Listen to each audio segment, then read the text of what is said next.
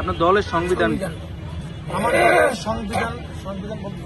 সংবিধান জানেন না? দলের নিবন্ধন পেতে আসছেন না? আবার কথাটা আপনি প্রশ্নটা কতজন আসছেন এখানে?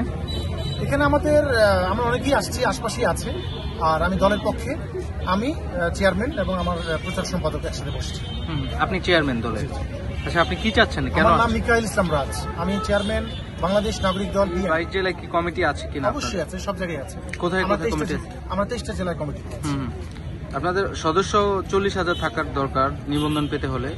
40,000 সদস্য সংখ্যা থাকতে হয়। 40,000 কথা তো কোথাও উল্লেখ আছে বলে আমার জানা। কতজন সদস্য সংখ্যা আছে? আমার কথা হচ্ছে যে কমিটি ফিল আপ করা দরকার সেটা 5 সদস্য বিশিষ্ট হতে পারে, 7 সদস্য বিশিষ্ট, 21 সদস্য বিশিষ্ট হতে পারে। হ্যাঁ, কিন্তু সংখ্যার কথা তো কোথাও লেখা আমার জানা। মোনালিসা হেভি ফ্লো 15 পিস প্যাকেটের সাথে 8 পিসের একটি প্যাকেট একদম ফ্রি।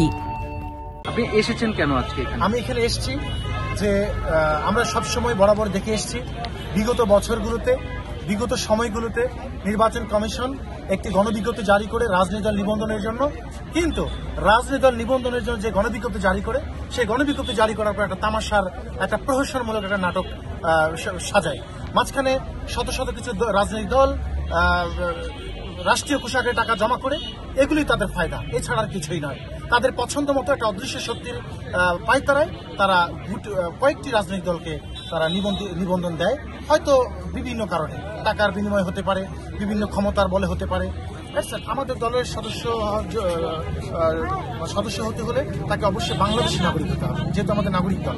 আচ্ছা, সেই সদস্যের কাজ কি থাকবে আপনার দলে? সেই দলের কাজ হচ্ছে, সেই দলের সদস্যের কাজ হচ্ছে নাগরিকদের অধিকার আদায় কাজ করা। যেমন আমি আপনার একটা উদাহরণ দিই, আমার নিজের মাস্টার্সের সার্টিফিকেট জাতীয় বিশ্ববিদ্যালয় আজকে 6 মাস যাবত সংশোধনের জন্য আমাকে ঘুরাচ্ছে। তাহলে এই যে এর বিরুদ্ধে কথা বলবে কি? এটা কি নাগরিক অধিকার হরণ নয়? আজকে আপনার চলমান বিষয় নিয়ে কথা বলি। আজকে আপনি যে সিমটা ইউজ করছেন, হ্যাঁ, আপনাকে সর্বোচ্চ 1টা থেকে 2টা সিম আপনাকে কি বলে বিটিআরসি আপনাকে বেঁধে দিচ্ছে। এই মোবাইল কোম্পানিগুলো একটা আগ্রাসন তৈরি করছে বিটিআরসি কে দিয়ে। কিভাবে?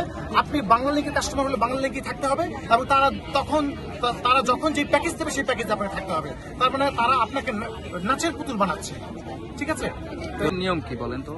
আমাদের কমিটি গঠন কি বলে, যে আরপিও এবং নির্বাচন রাজনৈতিক দল নিবন্ধন বিধিমালা অনুযায়ী আপনার সরাসরি প্রত্যক্ষ ভোটের মাধ্যমে, কণ্ঠ ভোটের মাধ্যমে, এবং একটি প্রতি 2 বছর 3 বছর পর একটি কাউন্সিল অনুষ্ঠিত হবে। কাউন্সিলের মাধ্যমে যারা যোগ্য।